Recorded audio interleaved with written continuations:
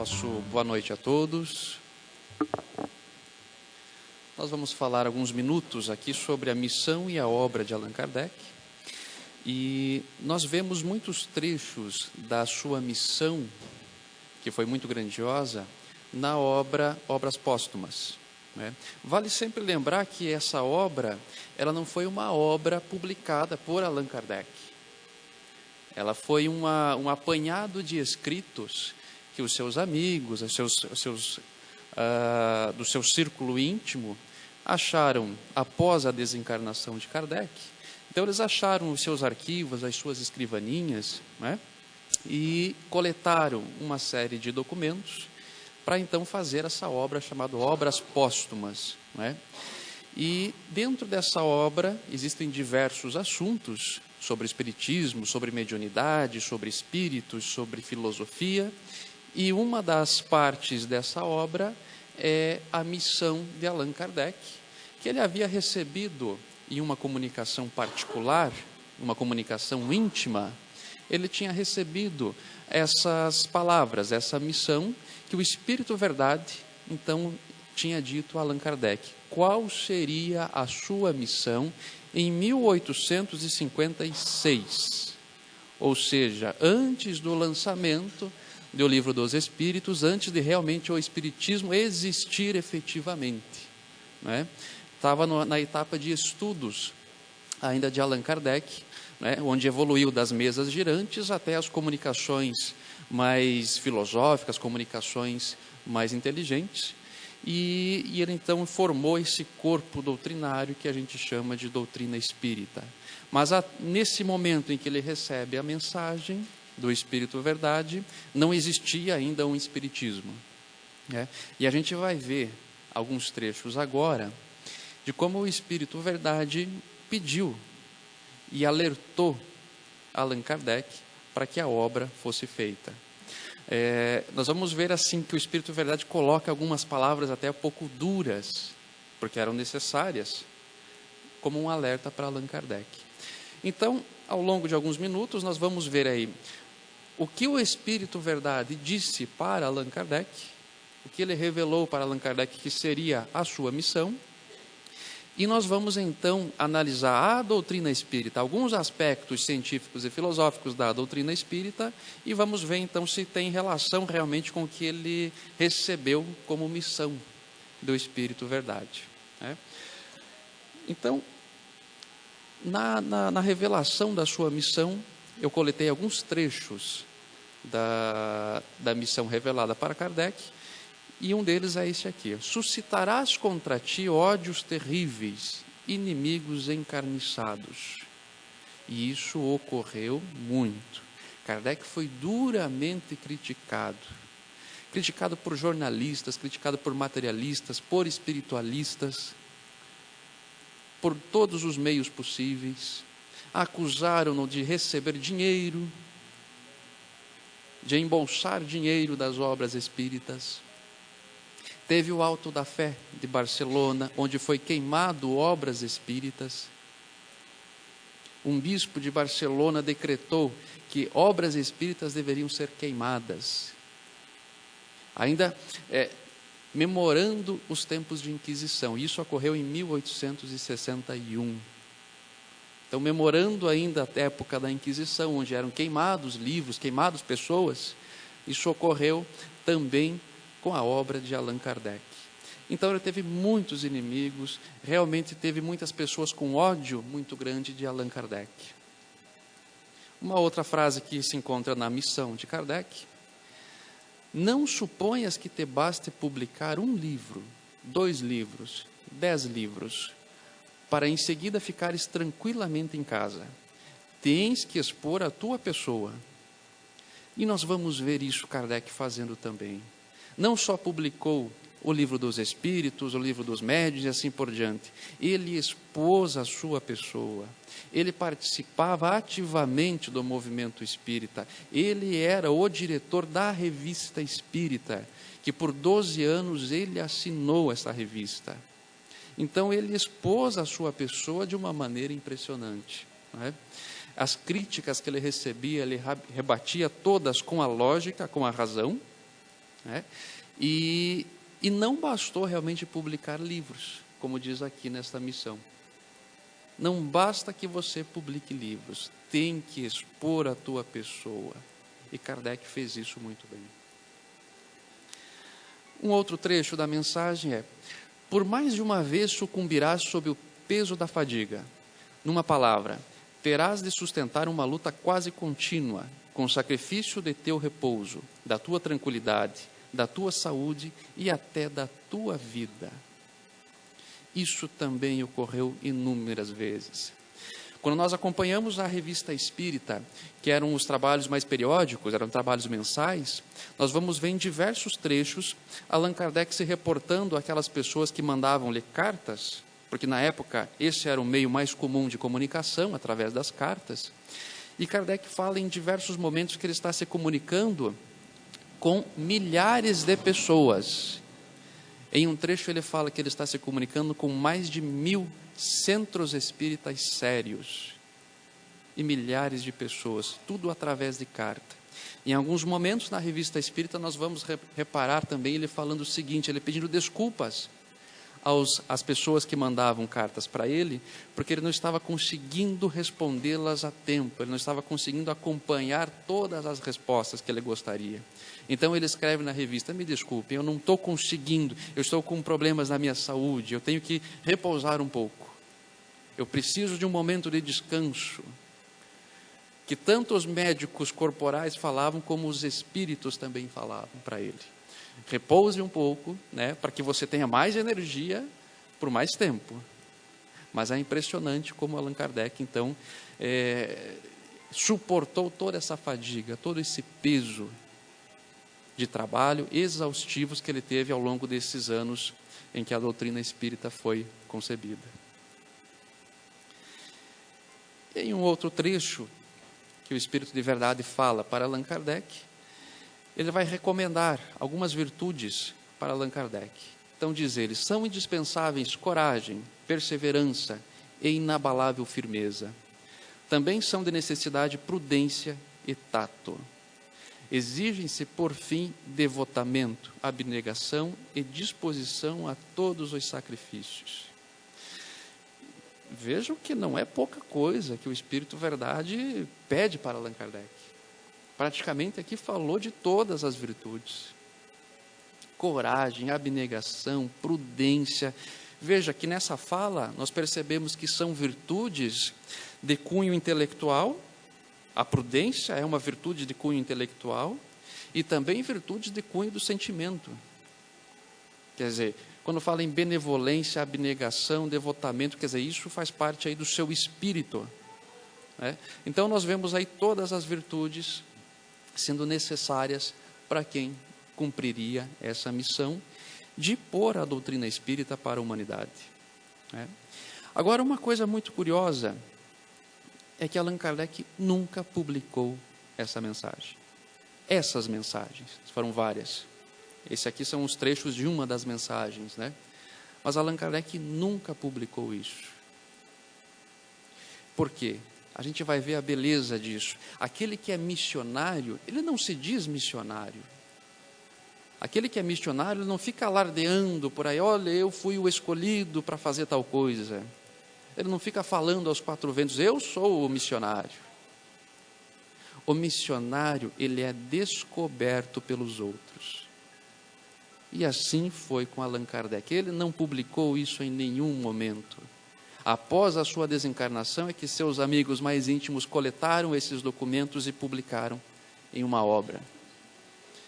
O missionário, ele é descoberto, ele não fica alardeando por aí: eu sou o missionário.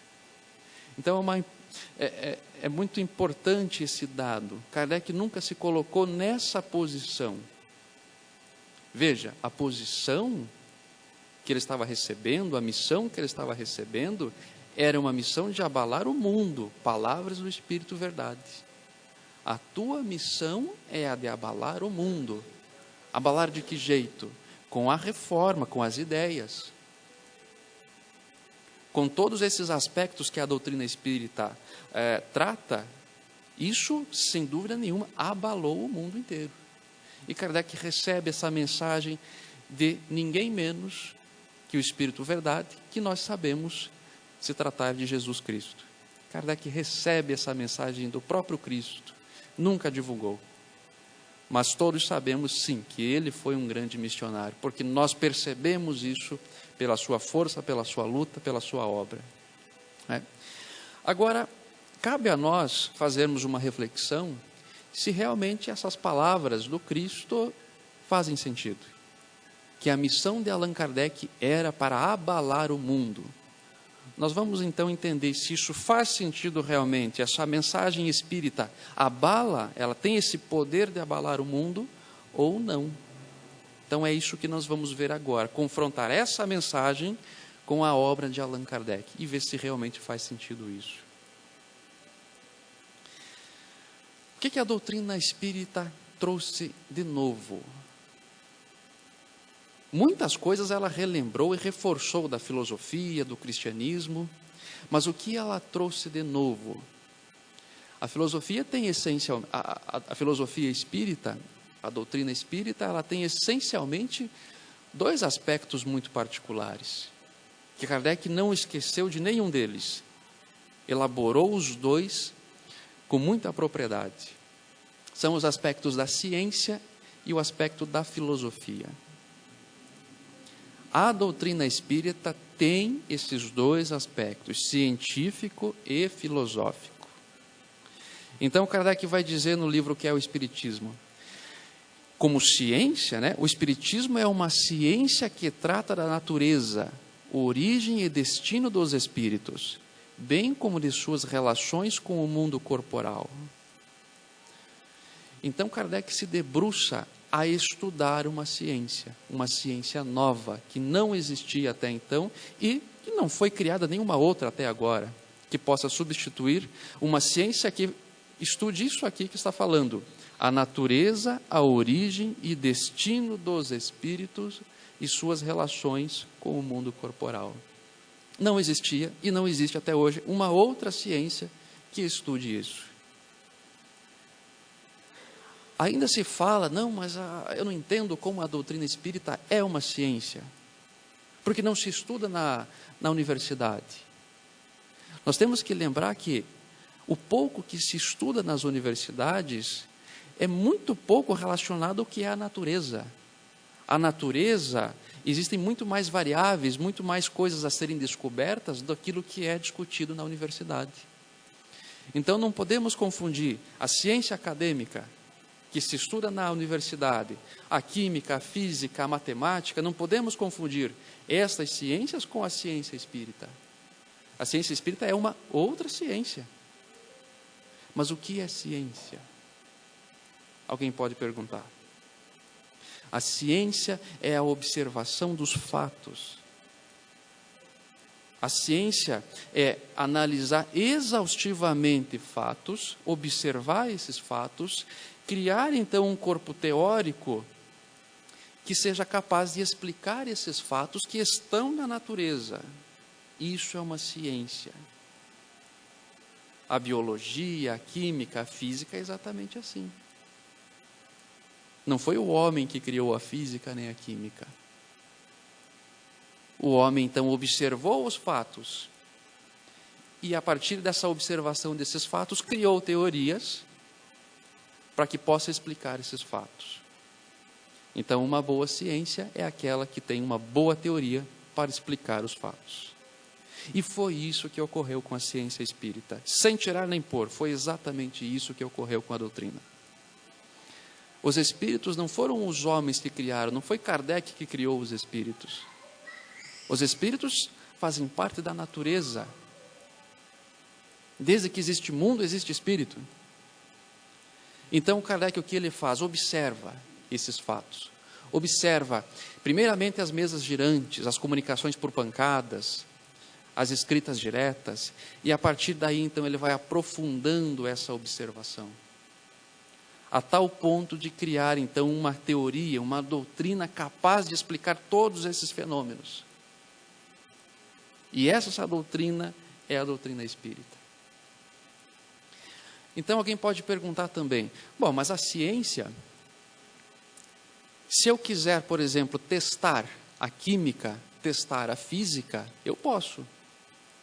Vocês concordam comigo que eu posso fazer isso? Se eu estudar os livros de química, estudar os livros de física e ter os instrumentos disponíveis para fazer experiências, eu posso testar e aprovar que aquela teoria da química, aquela teoria da física está correta ou não. A ciência ela precisa ter isso como um patamar. Eu preciso ter meios de reproduzir a ciência, não pode ser uma coisa de uma imaginação. Então, vocês concordam comigo?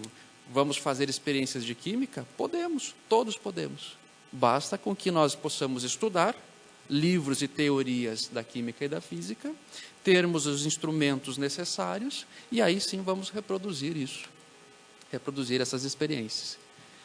Exatamente o mesmo se dá com a doutrina espírita. Sem tirar nem pôr, é exatamente isso que ocorre. Se eu estudar a doutrina espírita, estudando o livro dos médiuns, estudando o livro dos espíritos, compreendendo a doutrina e tendo os instrumentos necessários, que são os médiuns, eu consigo então reproduzir os fenômenos. Por isso é uma ciência, e não é apenas uma imaginação, não é apenas uma filosofia imaginária. Isso é um aspecto novo que a doutrina espírita nos trouxe. É o aspecto da ciência. E Kardec se preocupa muito com esse aspecto da ciência. Não é à toa que, em 1857, Kardec publica a primeira edição do Livro dos Espíritos. Mas em 1861, ele publica o Livro dos Médiuns, que já é o livro que contém todas as informações para que você possa reproduzir a comunicação com os espíritos. Esse é o livro de química e de física que nós precisamos estudar se nós quisermos testar as teorias da física e da química. Kardec se preocupa muito com isso. O primeiro livro, o Livro dos Espíritos, é para, como diz ele, conter a doutrina espírita como um todo. E logo em seguida vem o Livro dos Médiuns. Quer dizer, se você está com dúvida, faça você mesmo. Se você é cético, se você não acredita na doutrina dos Espíritos, não tem problema. Leia, estude e faça você mesmo. E é assim que se multiplicou aos milhares os grupos familiares mediúnicos. Era tão comum isso no século XIX, de se fazer reuniões mediúnicas entre família. Entre famílias, entre vizinhos, entre conhecidos. Né? Muitos lugares não tinham uma estrutura para ter uma casa espírita.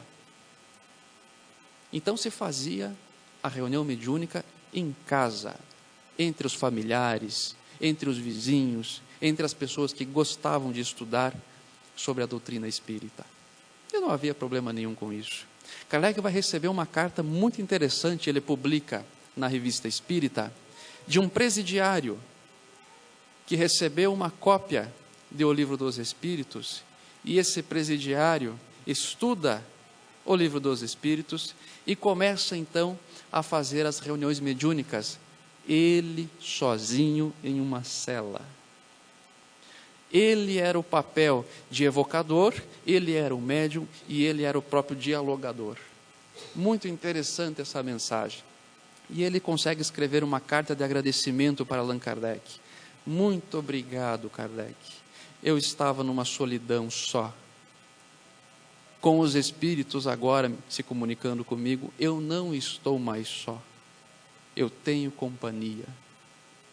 Muito bonito isso, não é? Mas, então veja, é Kardec se preocupando com a reprodução do fenômeno. Não é uma doutrina puramente filosófica. Está com dúvida? Faça você mesmo. Não há impedimento algum nisso, a não ser os impedimentos que o Kardec coloca no Livro dos Médiuns. A não ser os recursos que você tem que ter. Óbvio que se você não tiver médium, você não consegue ter uma comunicação mediúnica, né? Mas tendo os recursos e entendendo a doutrina espírita, você consegue reproduzir isso tranquilamente. E isso é algo que abala o mundo. Isso é uma ciência. A observação dos fatos que estão na natureza, que existe um corpo teórico que consiga explicar todos esses fatos e que possa ser reproduzido. Isso é ciência. De tal forma como ocorre com a química, com a física, com a biologia, ocorre também com a ciência espírita. Nós podemos falar com boca cheia isso, né? Ciência espírita. Muitas vezes o espírita se acanha um pouco, né? O espiritismo é uma religião, é uma ciência, mas ele fala ciência assim mais baixinho, né? Quer dizer, o principal aspecto da doutrina espírita não é religioso. As consequências, sim, são religiosas. Mas o principal aspecto, não. O principal aspecto é a ciência. E, como consequência da ciência, a filosofia. Como nós já vamos ver. Então, nós podemos falar de boca cheia. A doutrina é uma ciência. Está duvidando? Leia e reproduza. Kardec deixou todos os passos, passo a passo, como construir uma sociedade espírita, como construir uma reunião mediúnica.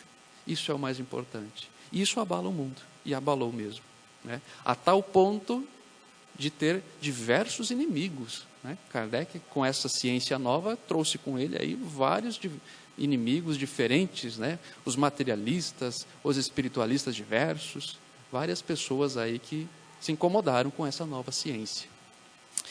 Agora, uma ciência por si só, ela, convenhamos que ela não agrega muito. Agrega o conhecimento, né? Parte ela pega aquela parte intelectual do ser humano, né? Que você quer reproduzir, etc., aquela ciência, aprender mais sobre aquilo. Agora, só a ciência por si só, ela não torna o homem melhor. E aí que entra a parte da filosofia espírita. Baseado na ciência espírita, que consegue nos comprovar que existem espíritos, existe comunicação com os espíritos, o que isso produz na moral do homem? O que isso produz na atividade humana do dia a dia? O que ocorreu nesse momento? Bom, para aquele que tinha dúvida se existia vida após a morte, e agora ele sabe que existe, que tem vida após a morte, convenhamos que é um super impacto na sua vida moral. Enquanto o materialista pensa, bom, eu posso fazer qualquer coisa aqui, já que eu vou morrer mesmo, e não tem volta, a doutrina espírita vai dizer, não, a vida continua. Se você fez o mal, você continuará vivo para ver esse mal tendo as suas consequências. Isso é um grande modificador de vidas, né? E aí é que entra a filosofia, que estuda aí todas essas consequências na vida do homem. Agora vamos analisar a parte filosófica. O que mudou? O que trouxe novo a doutrina espírita para o mundo? Ela trouxe de novo a certeza da vida futura. Baseado na ciência, nos fatos e na observação, isso trouxe a certeza da vida futura. Eu digo certeza também com boca cheia, não é nem esperança, é certeza da vida futura. Se você está se comunicando, por exemplo, digamos que você perdeu um ente querido seu, e você tem então o estudo necessário, enfim, das obras, para fazer uma reunião mediúnica. E você se comunica com esse seu parente, com esse seu amigo querido que desencarnou. E ele lhe dá traços, ele lhe dá indícios de que realmente é ele. Você tem dúvida ainda de que a vida continua? Você tem a certeza. Você tem a absoluta certeza que a vida continua. Isso é algo que a doutrina espírita trouxe novo para o mundo. Não existia essa certeza. Ah, mas a doutrina espiritualista, né, a doutrina católica, a doutrina protestante já falava da vida após a morte. Fala, mas não há a certeza. Você acredita nisso baseado em uma crença, em uma fé? Mas não existe uma certeza sobre isso. E é por isso que muitas pessoas, muitos materialistas, se distanciaram das religiões.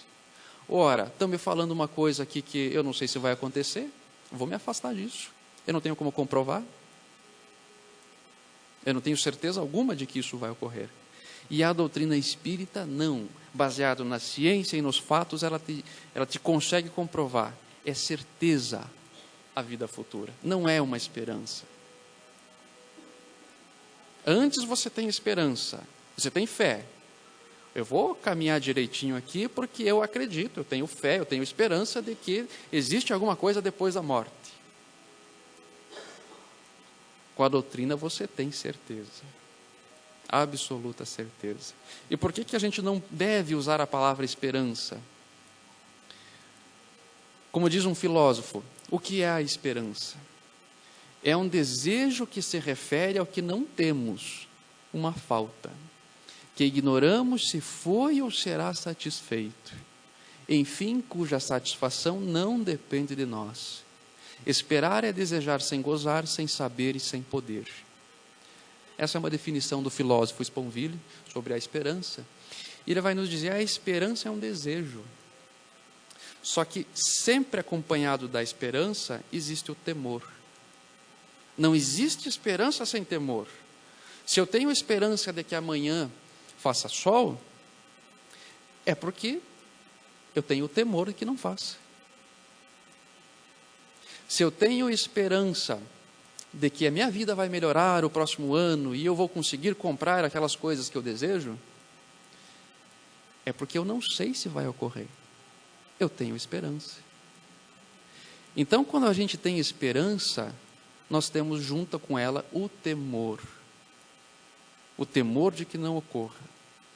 Ora, se eu tenho esperança de que minha vida vai melhorar o ano que vem, seja lá em que aspecto for, por exemplo, financeiro, é porque eu não tenho poder de mudá-la agora. E nem o poder de mudá-la lá na frente. Senão eu mudaria. É porque eu não sei se vai ocorrer ou não. É porque agora está me fazendo falta essa mudança. Então é por isso que ele vai dizer, esperar é desejar, sem gozar, sem saber e sem poder. Eu não posso e eu não sei nada sobre esse meu desejo. Eu tenho uma esperança. Pode ser que ocorra, pode ser que não. O contrário da esperança, o que é? É certeza. A certeza é exatamente o oposto da esperança. Enquanto a esperança eu não sei se vai ocorrer ou não, eu não tenho o poder de fazer acontecer ou não, a certeza não me deixa dúvidas. Eu já nem espero nada, eu tenho certeza. Então a doutrina trouxe uma certeza da vida futura, não uma esperança. Esperança é o que existia antes da doutrina. As outras doutrinas filosóficas, as outras doutrinas espiritualistas, poderiam então ter bons argumentos que diriam, você pode ter uma boa esperança da vida futura. Você pode ter fé, você pode acreditar nisso, mas você não tem certeza. Quando você tem certeza, já não há espaço algum para você duvidar, para você temer. Essa é uma grande contribuição da doutrina espírita para a humanidade. E que realmente abalou o mundo. Vamos ver uma outra? A doutrina da reencarnação. A doutrina da reencarnação, ela não foi o Espiritismo quem a trouxe. Tiveram várias outras culturas que já acreditavam na reencarnação, né?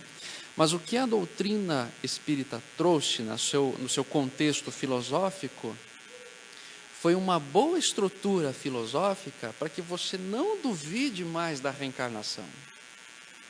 Ora, antes eu até podia acreditar numa fé cega, mas agora não. Agora eu estou ouvindo dos espíritos. Nós, espíritos, até ontem nós estávamos aí, encarnados.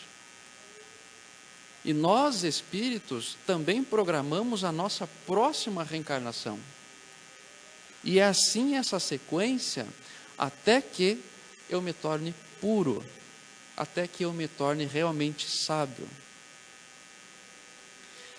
Então, nessa doutrina da reencarnação, nós vamos perceber, por exemplo, Kardec se aprofundando nos estudos dos atributos de Deus, por exemplo. É incontestável, por exemplo, esses atributos de Deus. Ele é eterno e infinito, ele é imaterial e imutável, onipotente, onisciente, justo e bom. E único. Então, esses atributos de Deus, todos nós concordamos com isso, independente da religião que você siga, todos nós concordamos com esses atributos. Ora, para ser Deus, tem que ser justo, não é? Tem que ser bom, tem que ser eterno, infinito, ele tem que ter poder absoluto, ele tem que saber em absoluto. São os atributos básicos para nós podermos acreditar que existe um Deus, né? Esse Deus, obviamente, tem que ser melhor do que nós. E nós conseguimos perceber essa perfeição quando nós agimos em desacordo com a perfeição e nós conseguimos imaginar que existe algo mais perfeito do que nós. Por exemplo, quando nós agimos injustamente com alguém, fomos injustos com alguém, lá tem a nossa consciência dizendo: poxa vida, você foi injusto. O que seria o correto a se fazer? É ser justo. Isso seria a perfeição da ação, é ser justo. Se eu acredito em um Deus, ele deve ser a perfeição de tudo. Ele tem que ser justo, ele tem que ser bom, ele tem que ter todos esses atributos. Então, analisando esses atributos, Kardec começa a questionar alguns dogmas que existiam há séculos. Por exemplo, o do castigo eterno. Ora, se Deus é justo e bom, existe inferno mesmo? Será que existe um lugar destinado para aqueles que em uma vida cometeram crimes, fizeram besteira, e vão passar eternamente pagando por aquilo que fizeram? É justo? É bom isso? Nós mesmos podemos entender que não. Ora, se quem tem filhos, ou quem tem sobrinhos, ou quem tem alguma criança por perto, ora, se essa criança errou em determinado momento, você consegue ensiná-la o que é o correto. Se a pessoa reprovou na escola em um determinado ano, ela pode repetir no próximo ano e fazer muito melhor do que ela fez no ano anterior. Nós não julgamos assim eternamente. Ora, alguém errou comigo, eu vou massacrá-lo eternamente, né? Reprovou um ano da escola, não vai mais para a escola. Você fica aí em casa que você não vai mais para a escola. Não é assim que ocorre com a educação nossa. Aquele familiar que muitas vezes erra, né? Que pisa no calo nosso. Ora, você errou comigo, você está lascado. Eternamente agora eu não quero mais te ver na frente. Não é assim que nós agimos. Se nós não agimos assim, por que Deus agiria assim? Ele que é infinitamente justo e bom, por que ele iria castigar eternamente alguém? Por algum equívoco? Então, são coisas que abalam o mundo. A não retrogradação da alma, quer dizer, nesse processo reencarnatório, você só evolui. Pode até estacionar em algumas reencarnações, aquele indivíduo que não fez muitas coisas, né? Mas o teu caminho é ir para frente, jamais ir para trás. Isso, pela lógica, também faz muito sentido. De que você, com os seus conhecimentos que você tem hoje, e que você não perde quando você desencarna, você poder usufruir desses conhecimentos para você avançar. Ninguém usa conhecimento para ir para trás. Você usa conhecimentos para você poder adquirir novos conhecimentos. E novos conhecimentos te dão armas, te dão munições para que você possa se tornar melhor como pessoa. É o conhecimento intelectual te ajudando a ser melhor moral. Então, esse princípio de não retrogradação da alma, de não voltar para trás, quer dizer, eu era bonzinho aqui nessa encarnação, na próxima eu voltei pior. Isso também não existe na doutrina espírita. Pela lógica, pela interrogação dos espíritos, pelas experiências de Kardec, você consegue compreender que isso não é possível. A mesma coisa com as doutrinas de anjos e demônios. Ora, se Deus é justo, é bom, eterno, infinito e tudo isso aqui que a gente está lendo, faz sentido que exista um outro ser, um demônio, por exemplo? Ou Deus criou esse demônio, mal, eternamente mal, que também não faz sentido, ou o demônio existe desde sempre, assim como Deus. E aí Deus não seria mais único. Existiria um competidor ali com Deus, né? Existe um outro ali, está ali, para ali com ele, né? Então você consegue colocar essas doutrinas aí, a desmoronar essas doutrinas de anjos e demônios, esses seres criados eternamente para o bem, eternamente para o mal, nunca foram nada diferente disso. Você consegue desconstruir tudo isso com a doutrina espírita. Quer dizer, com a doutrina espírita acabou essa história de demônio, de diabo e tudo mais, acabou com isso. Você vai perceber que existem espíritos voltados para o mal. Enquanto eles não evoluem, existem espíritos voltados para o mal, que desejam o mal. Existem sim. São demônios? Não. Estão em erro. E os anjos? O que são os anjos? São aqueles bons espíritos que já passaram por diversas reencarnações, aprenderam tudo, modificaram os seus sentimentos e se tornaram bons espíritos. Esses são os anjos. Aqueles espíritos que nos guiam, que nos auxiliam, que nos lembram quando alguma coisa, com algum acidente, alguma coisa pode ocorrer, que nos inspiram para o bem, nos dão bons sentimentos, bons pensamentos, força. São esses espíritos. Então aqui nós temos mais algo que pode abalar o mundo. Outra coisa que a doutrina espírita prega é o domínio das paixões. Baseado no estudo da ciência, baseado no estudo da comunicação dos espíritos, eles vão nos dizer uma coisa que se encaixa muito bem na lógica, e que vários deles, milhares deles, repetiram a mesma coisa. Você sofre, ou você é feliz, exatamente na proporção em que você controla, em que você domina as suas paixões. Exatamente nessa mesma proporção. E o Kardec então explora muito esse lado das paixões. Mas que paixões são essas? Não é o objetivo falar sobre as paixões aqui, mas rapidamente. Não é essa paixão que a gente entende hoje, essa palavra paixão de um amor louco, né? A paixão pelo carro, a paixão pela pessoa, a paixão pela namorada. Não é essa paixão apenas. É a paixão no sentido filosófico. Essa paixão no sentido filosófico quer dizer, são os seus sentimentos. Controle os seus sentimentos, todos os sentimentos. A raiva, o amor, a tristeza, a alegria, o desejo, a admiração e tantos outros desejos. Controle os seus desejos, porque a tua felicidade depende disso. Os espíritos estão falando, e aqui encarnado nós conseguimos perceber isso também. Quem é feliz, por exemplo, quando você está indo para o trabalho e recebe uma fechada no trânsito, ou aquela buzina agressiva, né, atrás de você no trânsito? Se essa buzina foi capaz de lhe alterar alguma coisa na sua alma, é as paixões aí que estão em movimento. Então você precisa domar essas paixões. Já vai ter pessoa que, domado pelas paixões, já vai querer brigar, já vai querer fazer sinal, já vai querer fazer alguma coisa baseado nessas paixões. Então a doutrina espírita vem dizer, você precisa controlar as suas paixões. É isso que separa você de um espírito bom. É isso. Você e um espírito bom, o que tem no meio? O domínio das paixões, o domínio dos sentimentos.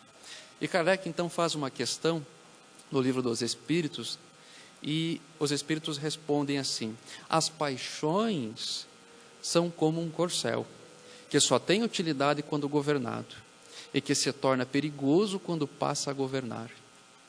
Uma paixão se torna perigosa a partir do momento em que deixais de poder governá-la, e que dá um resultado, um prejuízo qualquer para vós mesmos ou para outrem. Belíssima essa resposta. Quer dizer, essas paixões, os seus sentimentos, eles são como um cavalo muito forte, um cavalo puro sangue, que corre muito rápido, que só tem utilidade quando você está sob as rédeas, quando você é senhor desse cavalo, quando você é senhor dos seus sentimentos. Se torna perigoso quando você não tem mais o controle. Uma paixão se torna perigosa a partir do momento em que deixais de poder governá-la e que dá em resultado um prejuízo para vós ou para outro. Quer dizer, são aqueles sentimentos exagerados que algumas vezes nós temos. Vocês talvez não tenham, eu tenho. Talvez vocês sejam todos espíritos bons, né? Mas eu ainda tenho aqueles sentimentos descontrolados e exagerados. O ciúme. Quer dizer, o que é o ciúme? É o amor. Mas é aquele amor descontrolado, absurdo, já completamente equivocado, de querer ter a posse do outro, querer ter a pessoa para você, ou o objeto para você. É um sentimento descontrolado, ou aquela raiva descontrolada. Quer dizer, a coisa foi uma fagulha, o que ocorreu. Mas aquilo impactou a minha alma de um jeito, me tornou tão raivoso, tão odioso, eu perdi completamente o controle, estourei com a pessoa, briguei, se não fiz coisa pior. Isso é o descontrole das paixões. Então a doutrina espírita vem dizer, coloque as suas paixões sob rédeas. Se elas te governarem, será um grande problema. Você não sabe aonde que isso vai te levar. É como um cavalo. Muito forte, muito veloz. Deixa o cavalo desgovernado, você não sabe aonde que vai parar, o que vai acontecer. Um outro aspecto que a doutrina espírita também coloca aí como uma questão muito central para que você se torne melhor, é o conhecimento de si mesmo. O conhecimento de si mesmo também não é novo. Desde a época dos filósofos gregos já se falava em conhecimento de si mesmo. Sócrates diz aquela frase, conhece-te a ti mesmo. Ele repete essa frase que está em um templo, conhece-te a ti mesmo. Agora, o que a doutrina espírita reforça nisso é o que os bons espíritos nos falam. Os bons que já passaram pelo nosso estágio, os bons que já venceram as paixões, os bons que já evoluíram, eles voltam dizendo, conhece-te a ti mesmo, essa é a maneira mais eficaz de você se conhecer, de você se melhorar.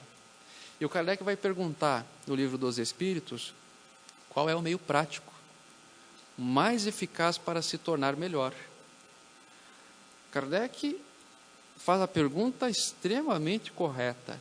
Qual é o meio prático, ou seja, aquilo que é possível fazer, mais eficaz, aquele que dá melhores resultados, para que eu me torne uma pessoa melhor? E aí vem uma resposta de um espírito que já passou pelas paixões, que já venceu as paixões.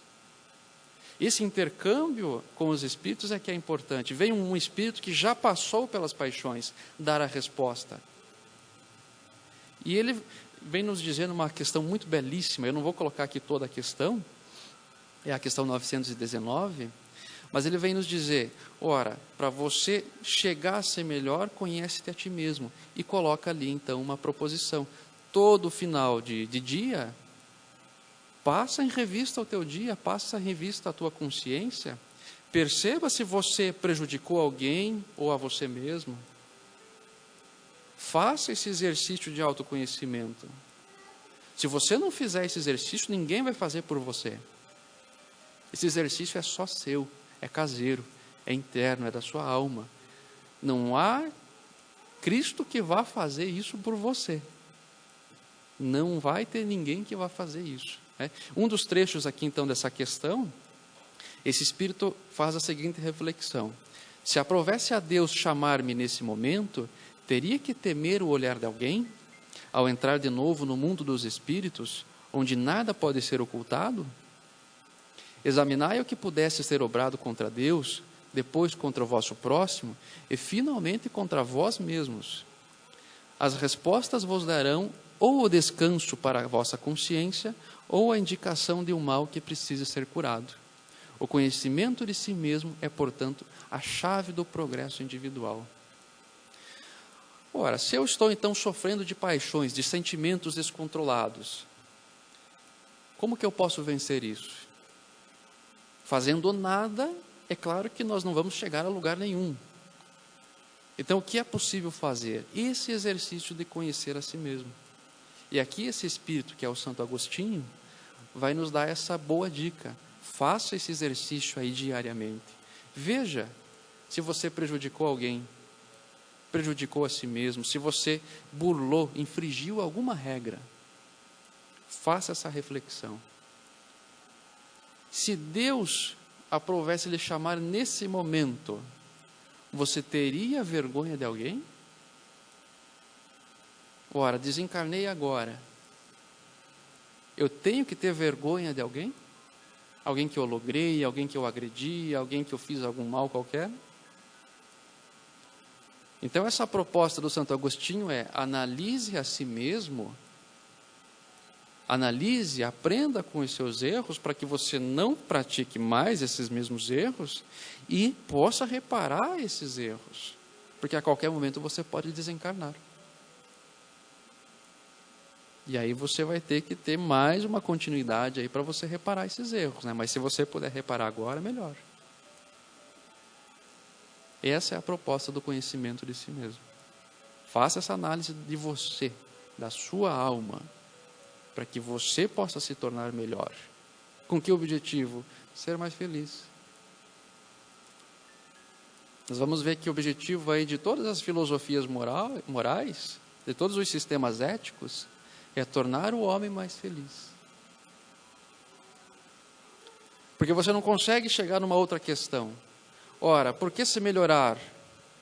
Para que eu possa errar menos. Mas por que errar menos? Ora, por causa disso. Mas a última questão que você não vai conseguir chegar, não ultrapassar, é a felicidade. Ora, eu faço tudo isso para quê? Para que eu possa me tornar feliz. Mas por que ser feliz? Aí já você não tem mais continuidade. A felicidade é aquele estágio último. Você se utiliza da moral, você se utiliza de várias doutrinas, de vários sistemas éticos, para você, no final, chegar à felicidade. E esse é o objetivo também da doutrina espírita, como filosofia. Se torne melhor, domine as suas paixões, conheça a si mesma. Para quê? Para que você não sofra. Ninguém é feliz não dominando as suas paixões. Quem é feliz sentindo ciúmes, sentindo ódio, sentindo raiva, cometendo crimes? Ninguém é feliz assim. Então essa é uma proposta.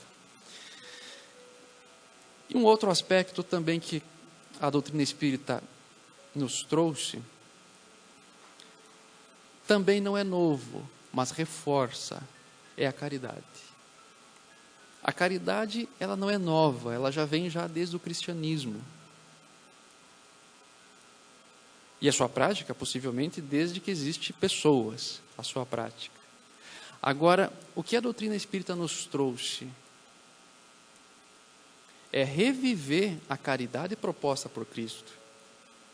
Então, Kardec pergunta, caridade tem vários conceitos. Mesmo numa mesma língua, aqui no Brasil, por exemplo, a caridade tem vários conceitos. Se a gente for exportar a caridade, então, para outros países, é também uma palavra muito ambígua.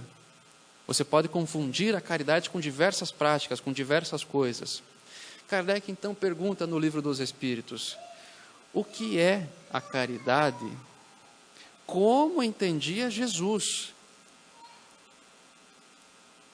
O que é a caridade, como entendia Jesus?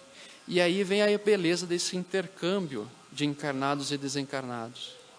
Quer dizer, essa pergunta foi respondida por um espírito que compreendia Jesus. Se não foi o próprio Cristo que respondeu, mas foi então um espírito que compreendia Jesus, que compreendia a sua natureza moral, o que ele queria dizer. E a resposta desse espírito, então, vem nos dizer o seguinte: a caridade, como Jesus entendia, ela está baseada em 3 aspectos. É a benevolência, a indulgência e o perdão. E isso é caridade. Benevolência, indulgência e perdão. Muitas vezes a gente se apega só a um aspecto, né? Vamos fazer um sopão comunitário aqui, né, de madrugada, aqui, vamos ajudar os pobres aqui. É benevolência, ótimo, está ótimo, é o bem.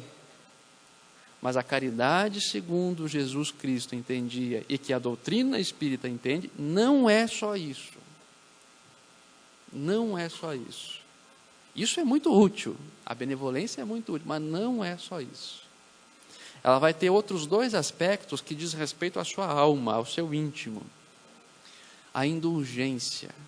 A indulgência é você entender os erros dos outros. Ora, se eu erro, se eu não sou perfeito, e o outro errou comigo, eu vou entendê-lo. Eu também erro, você errou, nós erramos. Vamos esquecer isso, vamos passar uma borracha nisso, vamos nos tornarmos melhores para que a gente não erre mais. Mas é você não ficar julgando aquele erro da pessoa. Quer dizer, às vezes a gente julga como se nós fôssemos perfeitos. Nós não erramos nunca. Só o outro que erra. E a gente fica ali nessa rotina. O outro é o cara que está mais errado no mundo e eu sou o perfeito. Ora, você sabe que não é perfeito. Então, para que julgar o erro dos outros? Não julgue. E perdão. A perdão é um outro aspecto da caridade, como entende a doutrina espírita. Se alguém lhe ofendeu, se alguém lhe cometeu um crime, se aconteceu qualquer coisa que impactou na sua alma, seja capaz de perdoar. Com a doutrina espírita você tem muitas ferramentas para você perdoar. Você sabe que a vida não acaba aqui. Você sabe que a vida continua. E você sabe que os erros não são apagados. Se uma pessoa comete um crime aqui na Terra, muitas vezes ele sai impune aqui da Terra. A pessoa pode ter cometido crimes horrendos. E daí lá pelas tantas, ele não é preso. Ou ele se mata. Então, se a pessoa é materialista, a pessoa vai pensar assim, puxa vida, desgraçado. Cometeu um monte de crime e não foi punido pela justiça da terra. Com a doutrina espírita você entende, não, esse indivíduo, se não foi punido aqui na terra como encarnado, eu não tenho dúvidas de que ele vai ser punido na vida espiritual e nas suas próximas reencarnações. Eu não tenho dúvida disso, porque ninguém escapa à justiça de Deus. Isso faz com que eu perdoe mais rápido. São ferramentas de indulgência e ferramentas de perdão. Quando os espíritos, eles mesmos vêm dizer, ora, eu estou sofrendo muito pelo mal que eu fiz anteriormente, quando o mal que eu fiz quando eu estava encarnado, eu sofro até agora, passou ali 50, 100 anos da desencarnação, e o espírito continua em sofrimento moral, e ele fala isso muitas vezes, o céu e o inferno está cheio de comunicações desse tipo, você compreende, ninguém escapa da justiça de Deus. E isso é um bom argumento para você perdoar. Por que eu, que não posso fazer nada contra aquele indivíduo, por que eu vou ficar remoendo um sentimento? Se eu tenho certeza que Deus vai cobrá-lo, se ele cometeu um crime, eu tenho certeza absoluta que Deus vai cobrá-lo. Por que eu vou ficar alimentando então um sentimento de ódio, sentimento rancoroso por causa disso?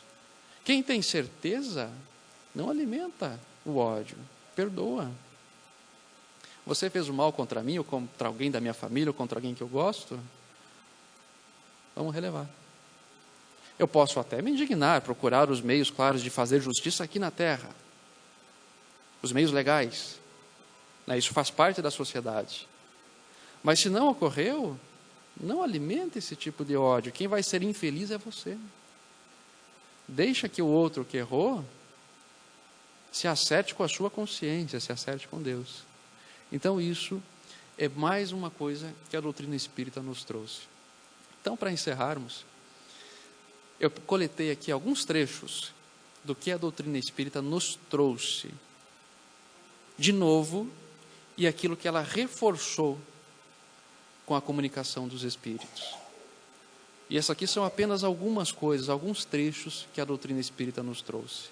Então, quando o Espírito Verdade diz a Kardec, a sua missão será de abalar o mundo, nós percebemos que ele estava correto e que Allan Kardec cumpriu a sua missão, abalou o mundo, trouxe novas doutrinas filosóficas, corrigiu alguns caminhos filosóficos, reforçou ensinamentos anteriores e trouxe a ciência, que é algo absolutamente nova, para não deixar dúvidas.